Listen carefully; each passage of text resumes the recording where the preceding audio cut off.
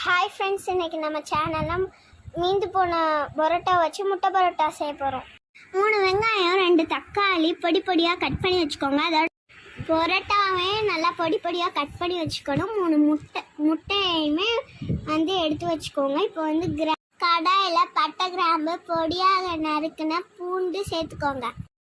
பொடியாக நறுக்கின வெங்காயம் போட்டு நல்லா வதக்கிக்கோங்க. இந்த வெங்காயம் நல்லா வதங்கினதுக்கப்புறம் தக்காளியையும் சேர்த்து நல்லா வதக்கிக்கோங்க.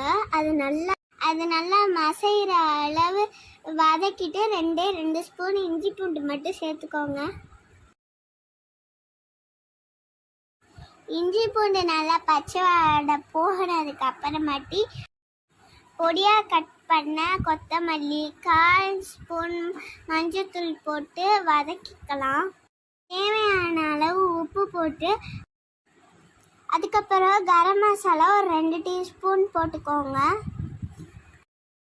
எல்லாமே நல்லா வதங்கினதுக்கு அப்புறமா கடாயில் கொஞ்சோண்டு எண்ணெய் ஊற்றி 3 முட்டையுமே உடச்சி உள்ளக்க சேர்த்து நல்லா கிண்டிக்கோங்க. முட்டை நல்லா உதிரியாக வர வரையும் கிண்டிக்கோங்க.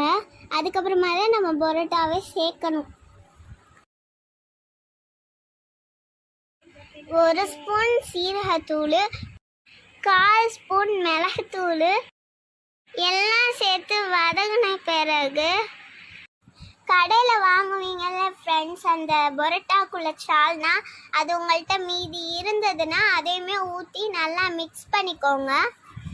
வீட்டில் என்னமாவது நீங்கள் குருமா இல்லை கறி குழம்பு இந்த மாதிரி வச்சுருந்தீங்கன்னா அதையும் சேர்த்துக்கலாம். இப்போ பரோட்டாவையும் கொத்தமல்லியையும் போட்டு நல்லா கிளறிட்டு சூடாக சர்வ் பண்ணி சாப்பிடுங்க, நல்லாயிருக்கும். எங்கள் சேனலை இப்போ மறக்காமல் சப்ஸ்கிரைப் பண்ணிடுங்க.